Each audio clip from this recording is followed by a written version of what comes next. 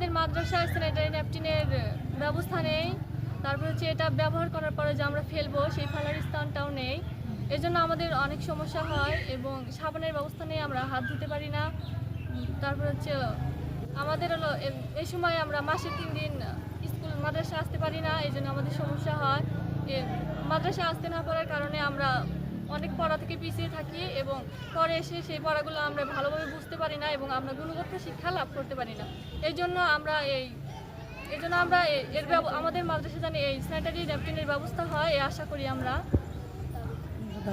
কিনে নিতে পারে, কিন্তু এখানে সেই ব্যবস্থাটা নাই, যার ফলে মেয়েরা বাড়ি চলে যায় এবং যদি কাপড় চোপড় যেগুলো তারা ব্যবহার করে এখানে ধোয়ারও কোনো ব্যবস্থা নেই।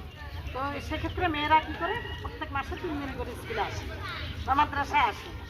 এর ফলে কি হয়, 3 দিনে যে পড়াগুলো হয় তারা তো বাসা থেকে বুঝতে পারে না, ফলে তারা কিন্তু পরীক্ষায় বা রেজাল্ট খারাপ করে।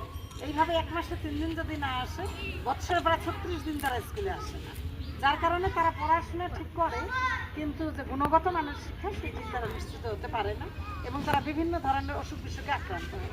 আমরা জানি 6 ঘন্টা পর পর স্যানিটারি প্যাড চেঞ্জ করতে হবে, কিন্তু এখানে স্যানিটারি প্যাড চেঞ্জের বা ফেলার কোনো ব্যবস্থাপনা সেইভাবে নাই।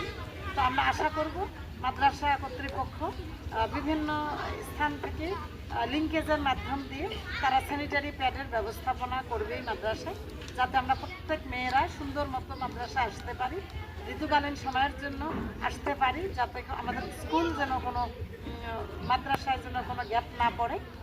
অনেক স্বাস্থ্যগত সমস্যা হয়। একদিকে যেরকম আমরা ক্লাস থেকে বঞ্চিত থাকি, এটা আমাদের শিক্ষায় ক্ষতিকর। আর একদিকে এটা উপযুক্ত পদক্ষেপ না নেওয়ার কারণে এটা রোগের সূত্রপাত হয়। এই রোগটা অনেক সময় মেয়েদের জন্য শেষে বিরাট ক্ষতির কারণ হয়ে দাঁড়ায়। এই যে নিরাপত্তা ভেঙে আমাদের এই বিষয়টা জানতে হবে এবং জেনে ওই অনুযায়ী যদি আমরা নিজেকে পরিচর্যা করতে পারি, তাহলে কিন্তু এই সমস্যা থাকবে না, আর আমাদের কোনো ক্ষতির কারণ হবে না। এই জন্য আজকের এই মহৎ অনুষ্ঠানে যারা এখানে শ্রম দিয়েছেন, যারা আয়োজন করেছেন, তাদেরকে আমি ধন্যবাদ জানাই। যারা আসছেন তাদেরকে ধন্যবাদ জানাই। আর যারা এখানে আমাদের যে সমস্ত মেয়েরা আজকে এটা জানলেন এবং এই বিষয়ে যে পদক্ষেপ নেবেন, সচেতন হলেন, এই জন্য সকলকেই ধন্যবাদ জানিয়ে আমি আবার আজকের এই অনুষ্ঠান